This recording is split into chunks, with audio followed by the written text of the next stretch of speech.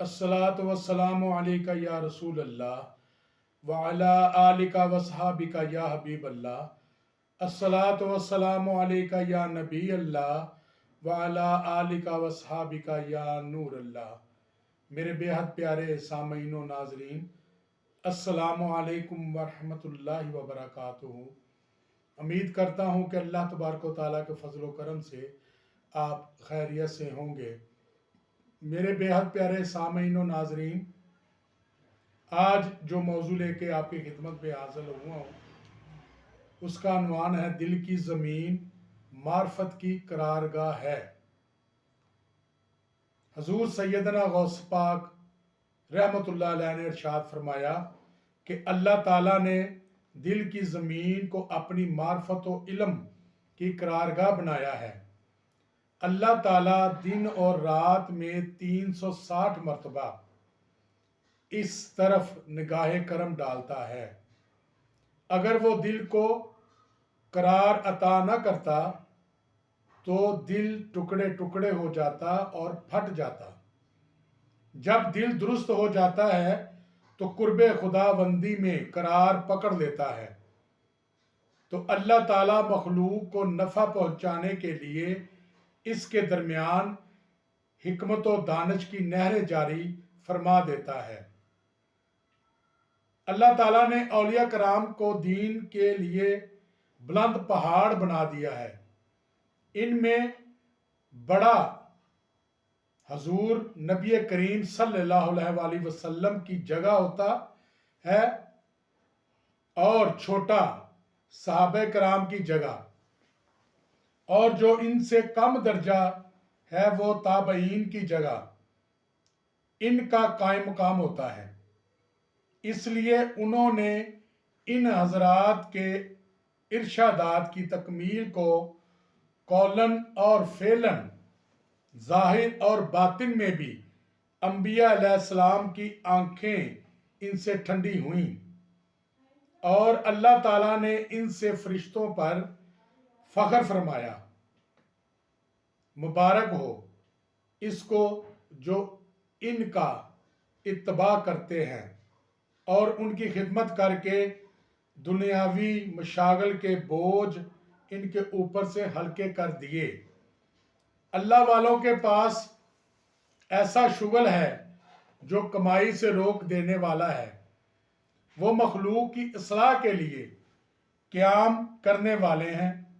मखलूक उनके नज़दीक बमंज़िला औलाद के है। दुनिया से इनकी वाबस्तगी नहीं होती, हालांकि दुनिया अपने आप को इन पर पेश करती है और वो इससे मुंह फेर लेते हैं। जो चीज़ तेरे कब्जा में है वो सिर्फ तेरी ही नहीं बल्कि मुश्तरक है। तेरे पड़ोसी भी इसमें शरीक हैं। तेरी कमाई तेरे हाथ में मुवाखसा, तेरी कमाई तेरे हाथ में अजर के लिए दी गई है। अल्लाह ताला का फरमान है, और तुम इस माल में से खर्च करो जिसमें तुम खलीफा बनाए गए हो, ताकि अल्लाह ताला तुम्हारे अमाल को देखे। प्यारे सामीन व नाजरीन, तो अपने पड़ोसियों की खबरगिरी किया करें, फ़कीरों को खाना खिलाया करें, क्योंकि दोस्त का घर तंग होता है और इसमें दाखिल होने वाला कशाश वाला है। वो कहाँ है जिसने मखलूक का दरवाज़ा बंद किया हुआ है और हक के दरवाजे पे आ खड़ा हुआ। और तू अपनी तमाम हाजतों को अल्लाह ताला के सामने पेश किया कर, असबाब को कता कर और दोस्तों से अलहदगी इख्तियार, फिर देख तुझे क्या नजर आता है। अल्लाह ताला के दरवाजे पे खड़ा हो जा और मुसीबतों के वक्त सब्र का तकिया लगाकर कज़ाओ कदर तुझे पारा पारा कर दे और तुझे तकलीफ ना हो। इस वक्त तू अजाबाते कुदरत को मिलाजा करेगा। तू तकवीन को देखेगा कि वो तेरा क्या हाल बनाती है اور رحمت خداوندی کو دیکھے گا کہ وہ تیری کس طرح پرورش کرتی ہے، اور محبت کو دیکھے گا کہ وہ تجھے کس طرح رزق پہنچاتی ہے، اور سارا دار و مدار حاجت کے بعد خاموشی اختیار کرنے پر ہے۔ اور یہی حالت اللہ تعالیٰ کے بندے پر فخر فرمانے کی ہے کہ جس طرح حضرت سیدنا موسیٰ علیہ السلام کو دنیا بھر کی دودھ پلانے والیوں کو روک کر ماں کی طرف لوٹایا، اسی طرح مخلوق اور اسباب، منافع اور مواقع اس پر حرام کر دی جاتی ہیں، اور اللہ تعالیٰ اس کو اپنے قرب کی طرف لٹا لیتا ہے۔ جب بندہ لطف حق کی آغوش میں پہنچ جاتا ہے تو اس کی بو کے سامنے نہ تکالیف کی پرواہ رہتی ہے نہ بوئے راحت کی۔ اللہ تعالیٰ کا ارشاد ہے، سورۃ نمل میں اللہ تعالیٰ فرماتا ہے کہ یا وہ جو لاچار کی سنتا ہے جب اسے پکارے۔ اللہ تعالیٰ دعا میں گڑ گڑانے کو پسند کرتا ہے۔ بہت بڑی بات سامعین و ناظرین کہ اللہ تعالیٰ دعا میں گڑ گڑانے کو پسند کرتا ہے۔ وہ تمام دروازوں کو تیرے اوپر بند کر دیتا ہے تاکہ تو اس کے دروازے پہ جا کر ٹھہرے اور قرار پکڑے۔ پس اولیاء کرام مقربین نے اسباب کے دروازے کو بند اور قرب خداوندی کے دروازے کو کھولا ہوا پایا اور اس میں داخل ہو گئے۔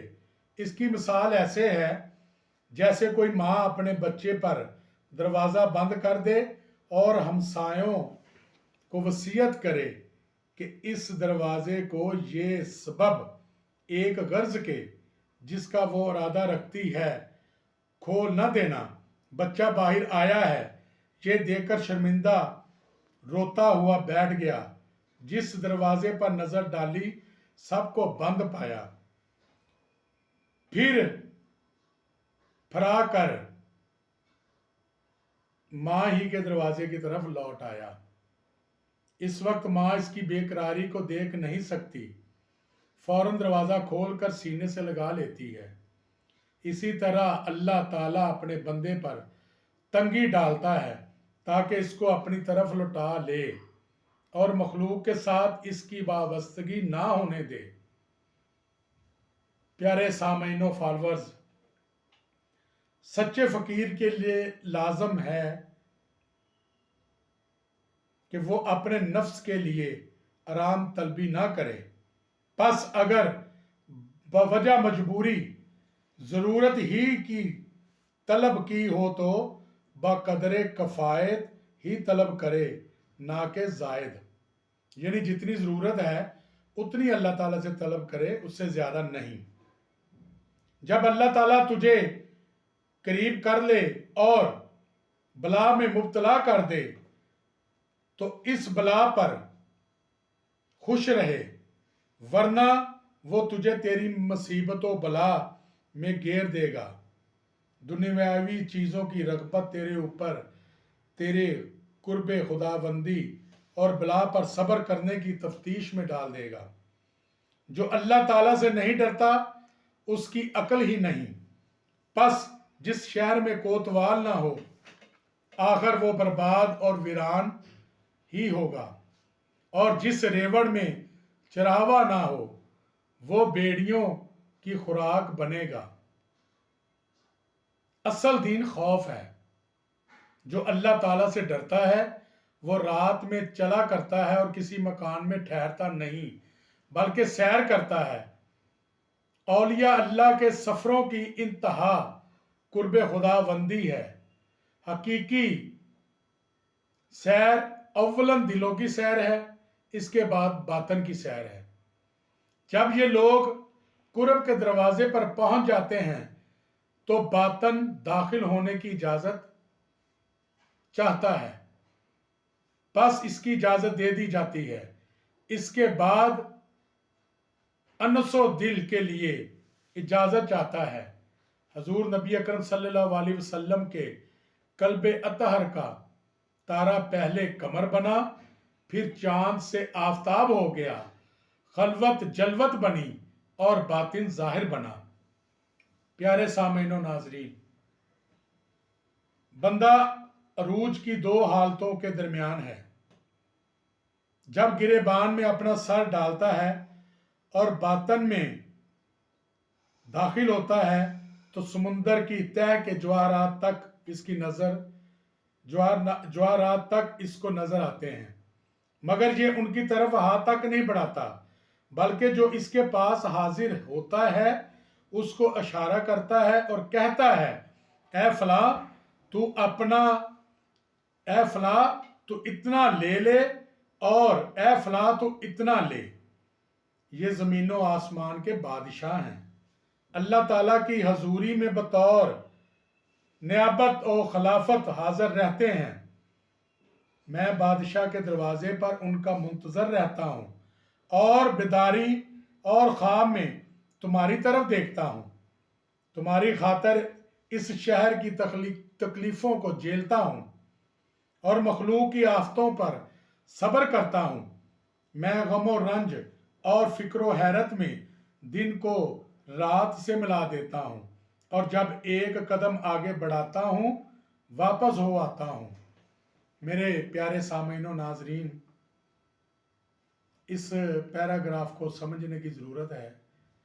جب آپ اس کو ایک دو مرتبہ سماعت فرمائیں گے تو انشاءاللہ آپ کو اس کا مدعا سمجھ آ جائے گا۔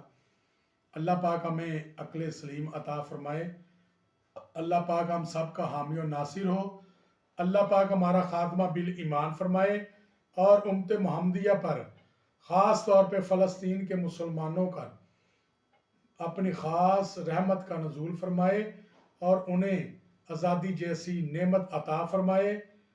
آمین ثم آمین۔ السلام علیکم ورحمۃ اللہ وبرکاتہ۔